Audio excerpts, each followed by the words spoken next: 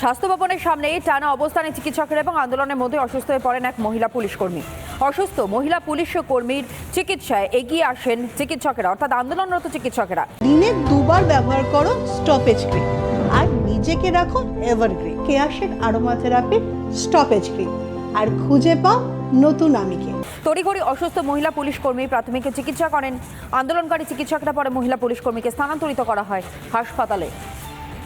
চিকিৎসকেরা যে মানবিক তারই পরিচয় গতকাল তারা দিয়েছেন।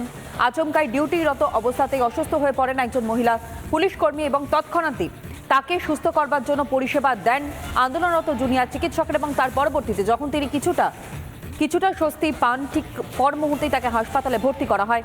অসুস্থ পুলিশ কর্মীর চিকিৎসা চলল এই অবস্থান মঞ্চ থেকেই।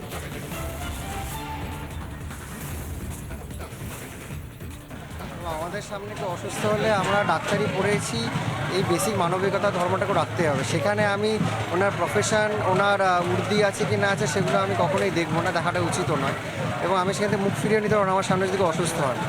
এই প্রফেশনেতে যুক্ত থেকে ওনাকে যা যা ঊর্ধ্বতন কর্তৃপক্ষ বলবে সেটা নিয়ে করতে বাধ্য লাগলো যে আমরা এই বেসিক কাজটা করতে পারলাম। এবং পুরো জিনিসটা হওয়ার পরে সেখানে যিনি এই বিধাননগর পুলিশের একজন অফিসার এলেন, আমার হাতটা শক্ত করে ধরলেন, পাশে দাঁড়িয়ে বললেন থ্যাংক ইউ, তোমরা পাশে দাঁড়ালে জন্যেই এটা হলো, ও বেঁচে গেল, থ্যাংক ইউ সো মাচ। প্রায় 1 থেকে 1.5 মিনিটের হাতটা ধরেছিলেন। এটা হয়তো আমাদের কাজ, আমরা এটা করতে চাই এবং আমরা অবশ্যই কাজে ফিরতে চাই যাতে এই আমাদের কাজটা জনসাধারণের মাঝে পৌঁছে দিতে পারি। আমাদেরও কিন্তু একদম ভালো লাগছে না, আমরা আন্দোলন করতে অভ্যস্ত নেই, আমরা এসবের জন্য আসিনি, সেটা আমরা করতে চাই, সেটা ফিরতে। চিকিৎসকরা তাদের মানবিকতার পরিচয় গতকালে দিয়েছেন, কিন্তু সরকার তাদের মানবিকতার পরিচয় কি সামনে আসছে? অনুপ আমাদের সঙ্গে রয়েছে এই মুহূর্তে টেলিফোন লাইনে। অনুপ, একবার দেখো, গতকাল যে ঘটনা ঘটে 12:30 নাগাদ এক মহিলা পুলিশ কর্মী তিনি অসুস্থ বোধ করেন এবং সেই সময় যে চিকিৎসকরা সামনে ছিলেন তারাই কিন্তু দৌড়ে যান তাকে হেল্প করবার জন্য। এবং তাকে একটি ইনহেলার দেওয়ার প্রয়োজন হয়ে উঠেছিল, তার কারণ তার শ্বাসকষ্ট হচ্ছিল। সেই ইনহেলারটাকেও কিন্তু জোগাড় করা হয় যে আন্দোলনরত যারা আন্দোলনকারীরা রয়েছেন তাদের কাছ থেকে কিন্তু একটি ইনহেলার জোগাড় করা হয়। তার পরবর্তী ক্ষেত্রে ফার্স্ট এডের পর তাকে কিন্তু নিকটবর্তী হাসপাতালে স্থানান্তর করা হয় এবং তিনি ভালো আছেন।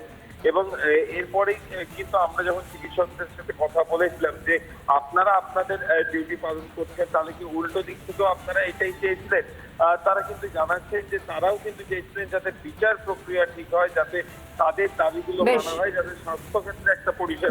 নজর রাখো। আপাতত তোমায় ধন্যবাদ জানাই অনুপ।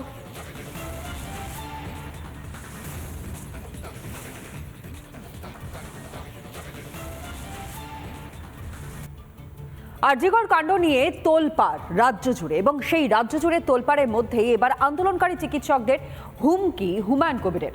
মুর্শিদাবাদের চিকিৎসকদের আন্দোলন হলে পাল্টা দেখে নেওয়ার হুমকি দেওয়া হয়েছে। চিকিৎসকদের আন্দোলনকে রাজনীতি বলে দাগানোর চেষ্টা ভরতপুরের বিধায়কের।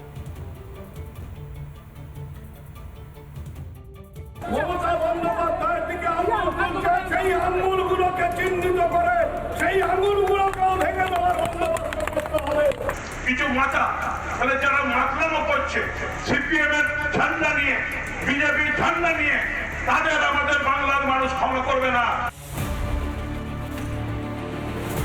আরজিকর কাণ্ডে দেশ জুড়ে তোলপাড়।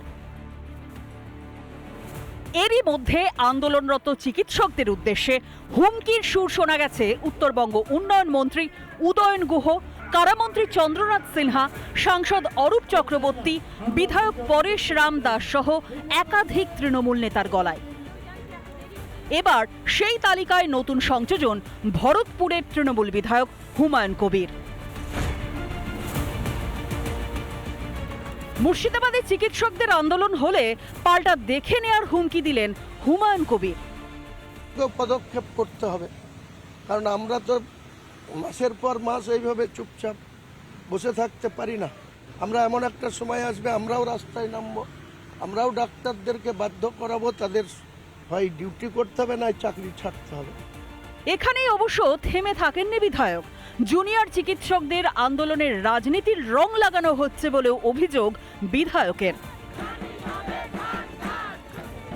যেভাবে রং লাগানো হচ্ছে, যেভাবে পিছন থেকে কিছু অসাধু ব্যক্তি, কিছু অসাধু যারা সুবিধাভোগী আমলা আমি দেখতে পাচ্ছি স্পষ্ট, যারা এই সরকারের সঙ্গে অনেক সুবিধা ভোগ করে তারাই এই সরকারটাকে আমার মনে হয় 2006 থেকে 2011-তে যে ঘটনা বুদ্ধবাবুর আমলে ঘটেছিল সেরকম একটা জায়গায় নিয়ে যেতে চাইছে। হুমায়ুন কবিরের হুমকি পাত্তা দিতে নারাজ আন্দোলনরত চিকিৎসকেরা। লড়াইটা তো থ্রেড কালচারের এগেনস্টেই। এই থ্রেডগুলোকে আমরা আর ভয় পাই না, আমাদের দেওয়ালে পিঠ থেকে গেছে, আর আমাদের এই অহিংস আন্দোলনই এই থ্রেড কালচারকে নামিয়ে আনে। অন্যদিকে তৃণমূল বিধায়কের মন্তব্যের তীব্র সমালোচনা করেছেন শঙ্কর ঘোষ। জনগণের প্রতিনিধি যেখানে উনি দেখছেন যে জনগণ এই আন্দোলনের পাশে দাঁড়িয়ে আছেন, সেখানে উনি যে রোষের কথা বলছেন এরকম যেন না হয় ভগবান করে যে জনগণের রোষটা ওনার উপরেই না পড়ে। মঙ্গলবারই আরজিকর ইস্যুতে দলের কাউকে মুখ খুলতে বারণ করেছিলেন মুখ্যমন্ত্রী মমতা বন্দ্যোপাধ্যায়। তারপরেও হুমায়ুনের হুমকি এবং পুলিশের হাত গুটিয়ে থাকা আসলে কি প্রমাণ করে? উদয়ন গুহ, হুমায়ুন কবির যে যা বলছেন সবেতেই মমতার প্রচ্ছন্ন প্রশ্রয়ই বলছেন। রিপাবলিক বাংলা। সমাজের প্রত্যেকটি স্তরের মানুষ তারা আরজিকর কাণ্ডের প্রতিবাদে পথে নেমেছেন, অন্যথা নয় অভিনেতা থেকে শিল্পী মহল। এই যেমন মিঠুন চক্রবর্তী, তিনিও পথে নেমেছেন। বুধবার হেদুয়া স্ট্রিটে সেখানে স্বামী বিবেকানন্দর বাড়ি থেকে একটি প্রতিবাদ যাত্রায় অংশ নেন মহাগুরু। মিছিল থেকে অভয়ের জন্য আন্দোলনকে কুর্নিশ জানিয়েছেন মিঠুন চক্রবর্তী।